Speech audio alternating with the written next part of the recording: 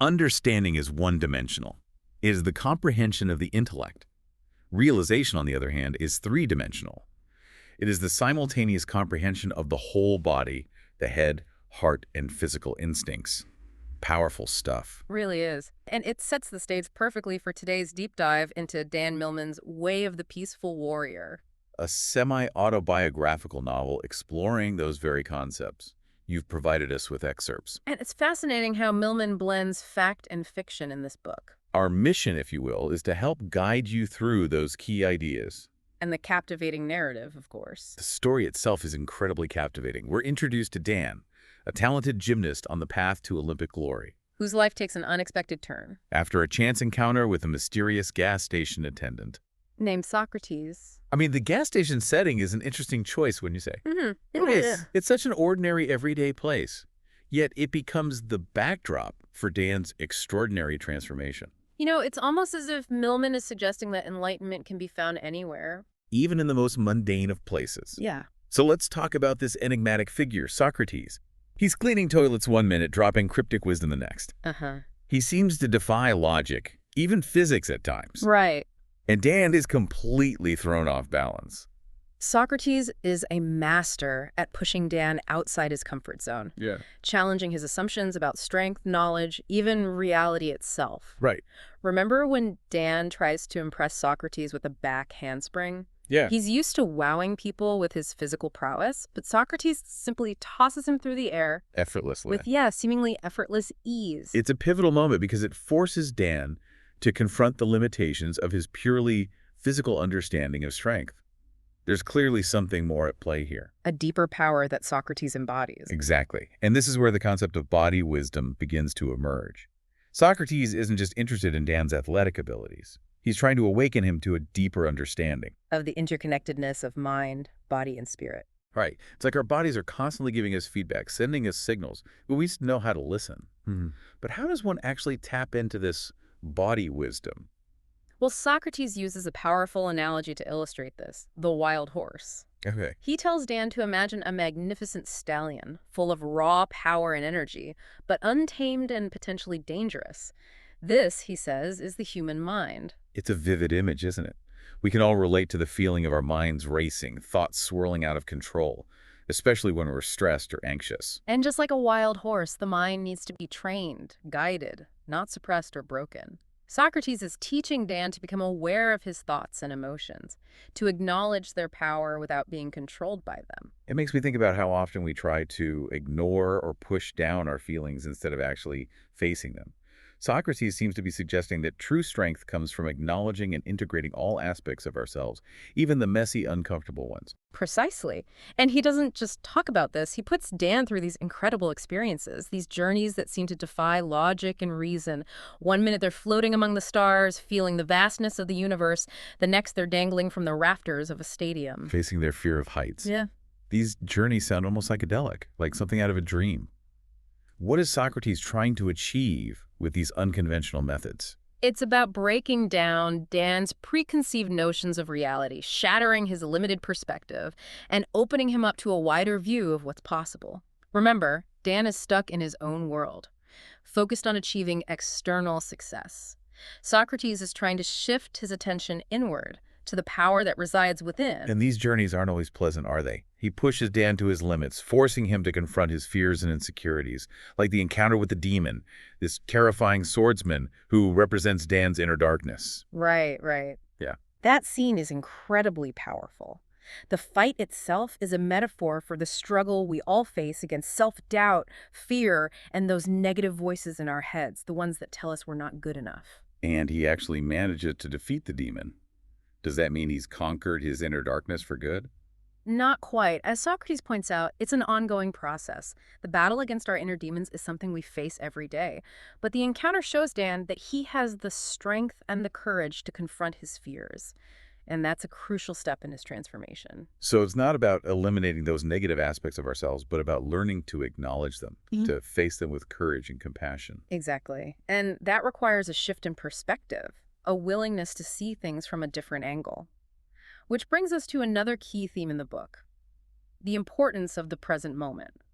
Remember the story of the two monks carrying a woman across a stream? Yes, the older monk effortlessly carries the woman across, while the younger monk struggles. With the perceived impropriety of the act? Right. Later, the younger monk is still burdened by the event, while the older monk has completely let it go.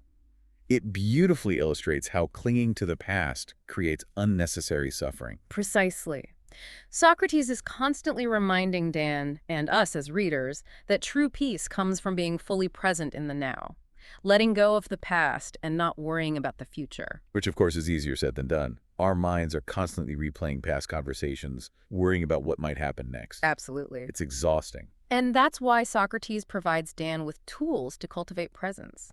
He emphasizes awareness of the breath, of physical sensations, of the simple act of performing everyday tasks with full attention. It sounds like he's encouraging a kind of mindfulness practice, a way of bringing our attention back to the present moment over and over again. Yes, and this practice of presence is intimately connected to the concept of the gateless gate, which we'll explore further in the next part of our deep dive. It's about recognizing that enlightenment or true happiness isn't some distant destination, but a state of being that we can cultivate. Right here, right now. Yeah. So instead of chasing happiness, we should be focusing on being present, on developing that body wisdom that allows us to experience the fullness of life in each moment. Exactly, and that's where Dan's journey takes a dramatic turn. Remember, Socrates suddenly disappears, leaving only his journal behind. It's a pivotal moment, isn't it? He's gone, vanished without a trace, and Dan is left to grapple with everything he's learned, to integrate that wisdom into his own life. It's the ultimate test. Can he apply those teachings not in the sheltered environment of the gas station, but out in the real world? It's like Socrates is saying, I've given you the tools, the map, now it's up to you to navigate the terrain. And that's precisely where we'll pick up in the next part of our deep dive. We'll delve deeper into Dan's training, his encounters with death and his own mortality, and ultimately his realization that the journey itself is the destination. So we left off with Socrates suddenly disappearing, a pivotal moment that forces Dan to stand on his own 2 feet. But let's rewind a bit and delve into the specifics of his training. It wasn't all mystical journeys and cryptic pronouncements. Right, because I'm still trying to wrap my head around the fact that this so-called training involved a lot of seemingly mundane tasks. Cleaning toilets, sweeping floors, pumping gas. It seems counterintuitive, doesn't it? Yeah. You'd expect some ancient martial arts or deep philosophical discussions. Right. Not chores. But this is where Millman subtly reveals a profound truth about the path to enlightenment. That it's not about escaping the ordinary, but about finding the extraordinary within it. Precisely. Every action, no matter how mundane, can be an opportunity for growth, for cultivating presence and awareness. Socrates was a master at turning everyday tasks into lessons in mindfulness. Do you think Dan understood this at the time? He seemed pretty frustrated with all the chores. Of course. Like he felt Socrates was being unreasonable and demanding. Remember, Dan was initially focused on achieving external goals. Winning championships, proving his worth. Yeah, he couldn't fathom how scrubbing a toilet could possibly contribute to his growth as a gymnast. Let alone as a human being. Right. And yet those chores were designed to reveal Dan's emotional reactions, his patterns of resistance, his tendency to get caught up in frustration and anger. Socrates was subtly pushing his buttons, so to speak, forcing him to confront those aspects of himself that were holding him back. And it's in those moments of frustration, when Dan is ready to walk out, that Socrates' true genius shines through. He'd deflect Dan's anger with humor. Right. Or use a simple phrase to cut through his mental clutter, like when he tells Dan to throw out the garbage. He wasn't talking about actual trash, was he? No. He was pointing to the mental and emotional baggage Dan was carrying around. The negative thoughts, limiting beliefs, all the stuff that keeps us stuck in suffering. It's a powerful reminder, isn't it? Yeah. We all have those mental and emotional patterns that keep us from experiencing true freedom and happiness. Absolutely. And Socrates wouldn't let Dan get away with any excuses or justifications. He was constantly pushing him to take responsibility for his own thoughts, feelings, and actions. Which brings us to another key element of Dan's training: breath control. Okay, but isn't breathing just something we do automatically? How can it be a form of training? Think about how your breath changes when you're stressed. You hold your breath. Right? You take short, shallow breaths. When you're relaxed and at ease, your breath is slow, deep, and natural. Yeah. Socrates is teaching Dan to become aware of his breath, to use it as a tool to regulate his nervous system, to cultivate calm and presence. It's like he's saying that if you can control your breath, you can control your mind. In a sense, yes. By becoming aware of his breath, Dan can start to observe his thoughts and emotions without getting swept away by them. He can create space. Between stimulus and response. Yeah, which is the foundation of self-mastery. So it's not about suppressing emotions, but about learning to ride the waves without getting tossed overboard. Precisely. And this leads us to one of the most powerful and perhaps unsettling themes in the book, the exploration of death. Remember how Dan struggles to understand Socrates' seemingly callous reaction to Joseph's passing? It seems so cold, so detached, especially given the close bond they shared. Yeah. It was as if he didn't even care. But Socrates is trying to teach Dan a different perspective on death. Okay. One that transcends the typical human response of grief and sorrow. He even says that death isn't sad. The sad thing is that most people don't truly live. It's a pretty radical statement when you think about it. What do you think he meant by that? He's pointing to the fact that if we're constantly afraid of death, clinging to life with desperation, then we're not truly free to embrace the present moment. We're living in a state of fear and anxiety. Which prevents us from experiencing the fullness of life. Exactly. And this brings us back to Dan's confrontation with the demon. That scene was so intense. Right. He's literally facing a giant, terrifying swordsman who represents all his inner fears and limitations. It felt like a life or death struggle. It's a symbolic battle, of course. Right. But it highlights the warrior's need for courage, focus, and the willingness to confront the darkness within. And remember, Dan doesn't back down. He fights with everything he has. And ultimately triumphs over the demon. Yeah. It's a pivotal moment in his journey, showing just how far he's come in terms of facing his fears. And accessing his inner strength. Yeah. But as Socrates points out, Dan almost missed the point of the entire encounter. Oh, right. He thought the point was to win the battle, not to understand the nature of the enemy. Exactly. And that enemy, as Socrates reveals, is the mind itself. Not the mind as a tool for thinking and problem solving, but the mind that's run amok with fear, doubt, and self-defeating thoughts. The mind that keeps us trapped in a cycle of suffering. So it's not about conquering the mind, but about mastering it. About learning to use it as a tool rather than being controlled by it. Precisely. And this brings us to another key concept in the book, satori. Right. It's a Zen Buddhist term that refers to a state of pure awareness, Okay. where the mind is free of thought Right. and the body is fully present and alive. Socrates explains that satori is the warrior's state of being, the ultimate goal of training. And he uses the analogy of the gymnast performing a dangerous routine, where even the slightest mistake could be fatal. It's in those moments of intense focus, where life and death hang in the balance, that the gymnast can tap into satori. Exactly.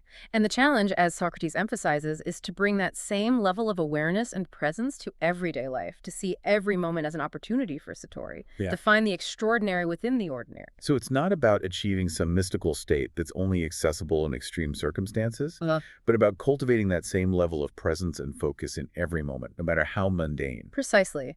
And this brings us to another intriguing character in the book, Joy. Remember how she seems to embody this effortless grace and wisdom that Dan is striving for? Her appearances are often fleeting, almost dreamlike. But there's a sense that she represents something essential about the path Dan is on. She embodies body wisdom, the natural expression of joy and vitality that flows from living in alignment with one's true nature. Okay, so we've covered a lot of ground here. From the mundane chores to the mystical journeys, from breath control to facing death, from the concept of satori to the enigmatic presence of joy.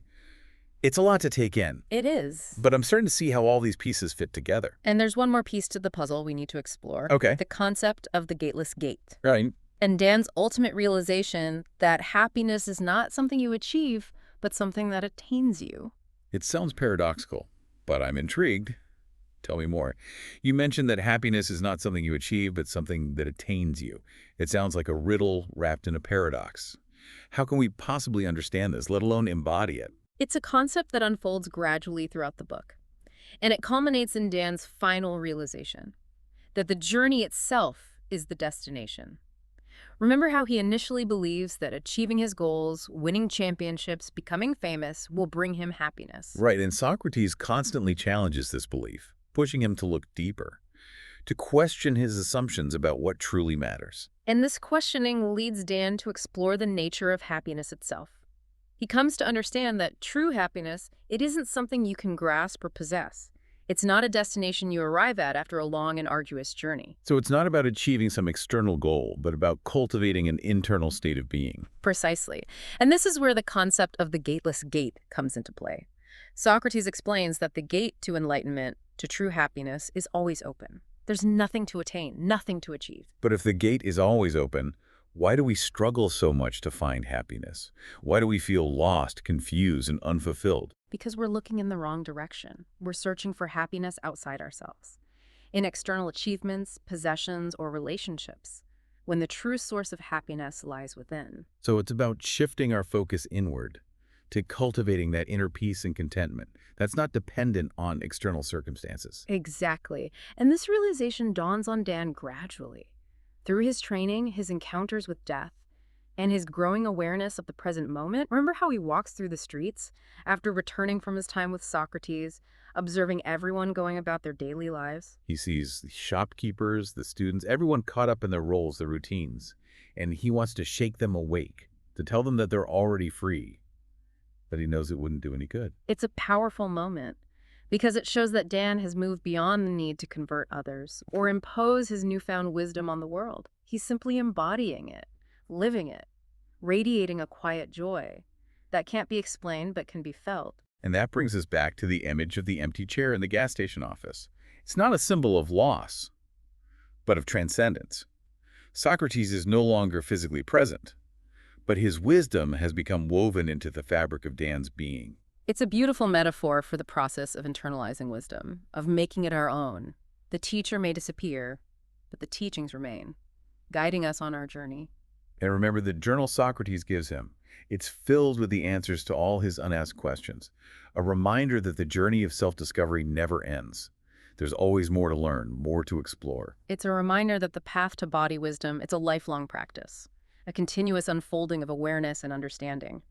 And ultimately, it's about embracing the ordinary with extraordinary awareness, finding the divine spark in every moment, every interaction. So it's not about achieving some grand enlightenment experience, but about integrating those insights, that body wisdom, into the everyday, the mundane. Exactly. And as Socrates warns Dan, you're going to become ordinary in a superior realm. It's about finding the extraordinary within the ordinary, living an ordinary life with extraordinary awareness. It sounds like a paradox, but I'm starting to understand. It's not about standing out from the crowd or achieving some special status.